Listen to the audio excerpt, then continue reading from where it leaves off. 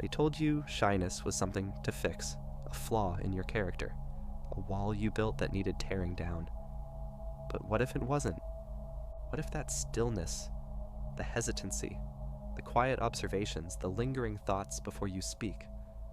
What if those were signs of something deeper? Not weakness, but wisdom. Not lack of voice, but care for when and how it's used. There's a quiet kind of soul who doesn't rush into rooms loud and grand. They pause at the threshold, they notice and they feel. They carry oceans behind their silence. The world often mistakes that silence for emptiness, but silence, real silence, is never empty. It's where the truest parts of us speak. Friedrich Nietzsche once said, "You have your way, I have my way. As for the right way, the correct way, and the only way, it does not exist." And perhaps that's where shyness fits. Not a deviation from the way, but a different path entirely. So let's walk it together. The beauty of seeing too much. Shy people often see too much. They catch the subtle glances exchanged across a room. They feel the atmosphere shift when someone grows uneasy. They hear the emotions hiding between the lines of conversation. To feel so much and carry it all inward is not easy. It's heavy. It's sacred. You may remember moments you wanted to speak, but didn't. You may have replayed those scenes again and again in your mind, wondering why your voice faltered or your breath caught. But pause for a moment and ask yourself, was your silence because you had nothing to say? Or because you were trying to say it in the right way, the honest way? Because you cared too much to speak without depth? That's not a flaw.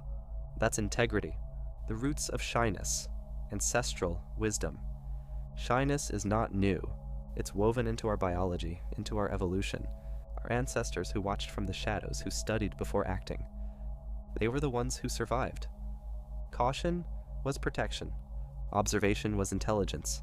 Stillness was strength. Today, society moves fast. It rewards noise. It idolizes speed. But the shy mind still listens, still waits, still wants to understand before stepping in. And isn't there something noble in that? In not rushing to speak just to be heard, but waiting to speak because you have something to offer? An invisible gift. Sensitivity is superpower. Shyness often hides a deep sensitivity. A sensitivity that allows you to pick up on others' emotions long before they say a word. A sensitivity that makes beauty feel overwhelming. Music, art, kindness, pain, all of it echoes deeper in you. And yes, this sensitivity makes you retreat sometimes, because the world is loud and fast and reckless with words. But this very sensitivity is the gift that makes you human. It makes you pause when others rush. It makes you feel truth before it's spoken. And it makes your presence rare. The loneliness of a quiet mind. There's a certain kind of loneliness that only the shy understand. Not because you're always alone, but because even in a room full of people, you feel like you're on the outside, watching life move just a few feet ahead of you. It's like standing behind glass. You can see everything, feel everything, but can't quite reach it. Sometimes it feels like the world is built for loud voices, quick responses, and unshakable confidence. And when your voice trembles, when your thoughts need a few more moments to form, you wonder if you're failing at being human. But here's a truth you might need to hear. You're not failing. You're just built differently. You're tuned to a deeper frequency, and that frequency may not boom across a crowded room. But when it's heard, it resonates. The power of the pause. In a conversation, there's always pressure to fill the silence, to respond immediately, to speak before thinking. But you pause, you hesitate, and you gather your thoughts. And while some may mistake that for insecurity, it's actually something else entirely. It's restraint, it's precision, it's awareness.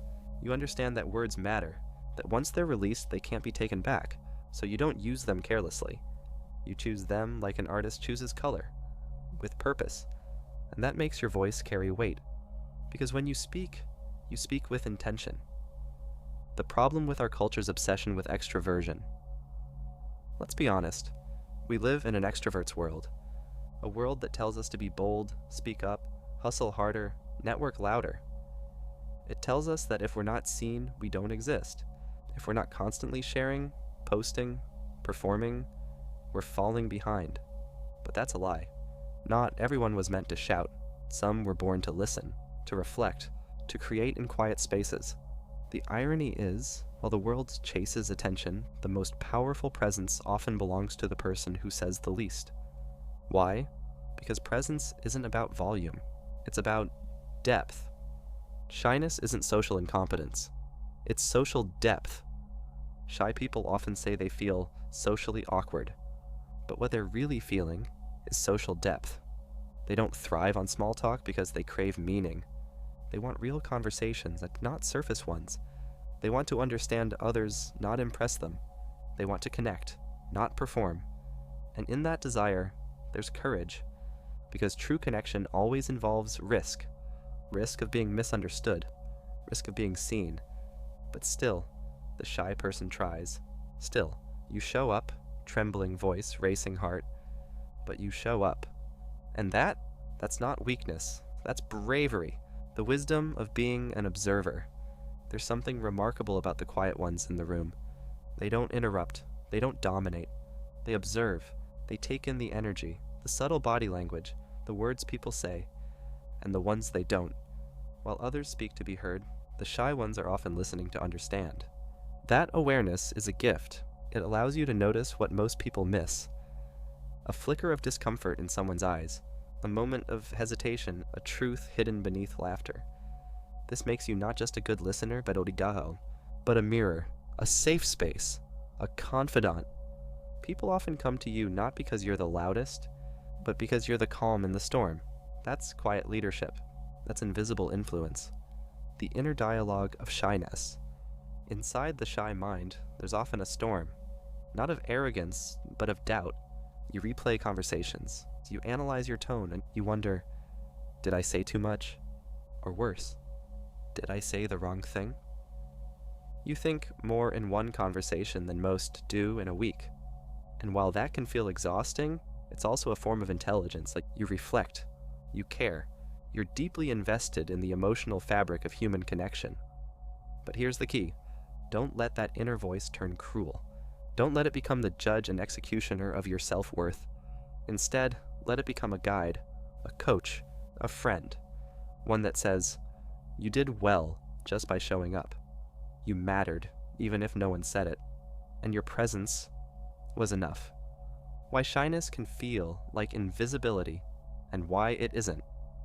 Shyness can sometimes feel like being invisible, like you're in the background while the world happens around you.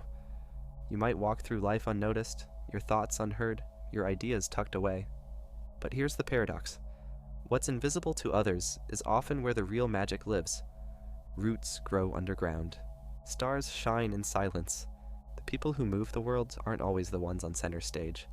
Sometimes they're the ones in the corner, watching, thinking, building something deep. You don't need to be loud to be powerful. You don't need to take the spotlight to make an impact. You just need to stay true to your nature. And when your moment comes, speak from the heart. That's when your quiet becomes unforgettable. The strategy of stillness. In a world obsessed with speed, fast talkers, instant replies, loud declarations, the shy individual moves differently. They pause. They don't rush to speak. They weigh their words, and that stillness is misunderstood. Some mistake it for hesitation. But in truth, it's discernment. Because once you learn to be still in moments of pressure, you no longer react. You respond. This is power. Quiet power. In stillness, you gather energy. You read the room. You give yourself time to choose how you want to show up, instead of being pulled by the noise. The shy mind is often the strategist. While others fire blindly, you wait for clarity. And when you do speak, people listen, because stillness cultivates gravity, the soft edge of empathy. One of the most profound gifts of shyness is your sensitivity to others. You feel what's not being said, you notice discomfort in someone's voice, a slumped shoulder, a guarded smile. This makes you a natural empath. You don't bulldoze into conversations. You hold space for people to exist as they are. And often, those around you feel seen, really seen, in a way they never do with others. That empathy is your edge. It allows you to build trust, to connect deeply, and to create safety. It's not always flashy, but it's real, and it leaves a mark long after you've left the room. Empathy isn't a weakness, it's a language, and you speak it fluently. Your voice is a garden. When you've spent years hiding, your voice can feel like something foreign, fragile. But your voice is not broken, it's simply underused, like a garden that's been waiting for sunlight. The seeds are there, the roots are strong. They just need care. When you speak, even in whispers, you're watering that garden. When you risk being seen, you're letting it grow. It doesn't need to be perfect. It doesn't need to bloom overnight.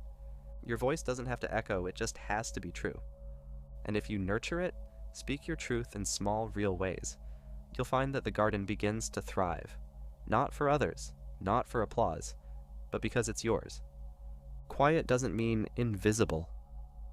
Many shy people confuse quietness with invisibility, but being quiet isn't the same as being unseen. Your presence carries weight, even in silence. Think about it. Have you ever walked into a room, said nothing, and still felt like people noticed you? That's because quiet presence creates mystery. It makes people wonder what you're thinking.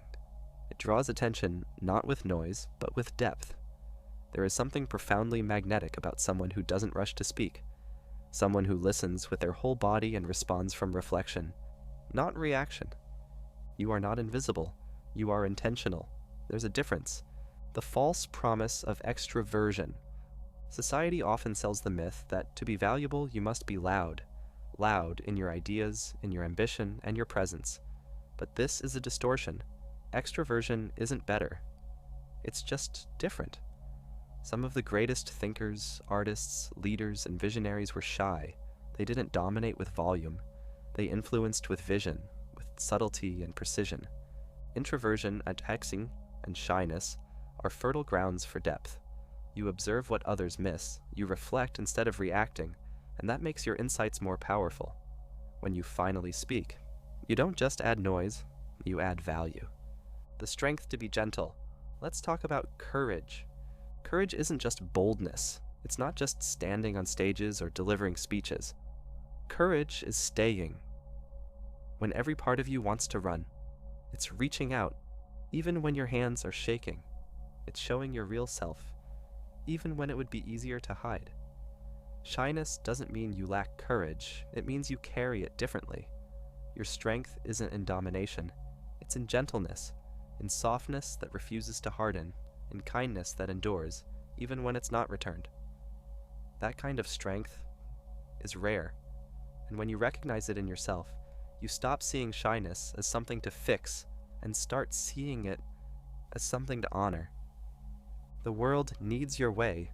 We don't all move through the world the same way, and we're not supposed to. Some people blaze trails with fire, while others water the roots. And if you're someone who feels everything deeply, who pauses before speaking, who listens more than you talk, that's not a defect, that's a design. The world needs your kind of presence. In a time when everyone's shouting, your whisper carries truth. In a time when people rush past each other, your slowness creates space for depth.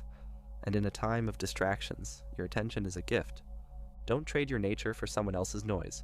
Refinement, sensitivity, humility, these are not liabilities, they're your signature. Blossoming on your own time. If you've ever felt behind, like you should be more outgoing by now, more fearless, more like them, pause. Growth is not a race. Confidence doesn't come on a schedule. Some people bloom in spring, others in the quiet of autumn. And you? You might be a winter flower, the kind that takes longer but survives the frost. You don't have to rush to be seen. You only have to be ready when it's time. And you will be. When it's your time. The gift you've been carrying. Shyness isn't here to punish you. It's here to teach you. To slow down, feel, and to listen, not just to others, but to yourself. It's not a wall to break through. It's a mirror. And in that mirror, you'll see someone who has always been more than enough. When you feel the tremble in your voice, when your heart races in a crowd, remember, that is your spirit rising, not breaking. And what you've seen as your weakness may be the world's quietest form of strength. The way you notice, the way you care, and the way your presence soothes a room, just by being fully there. This is not about turning into someone else. It's about becoming more you.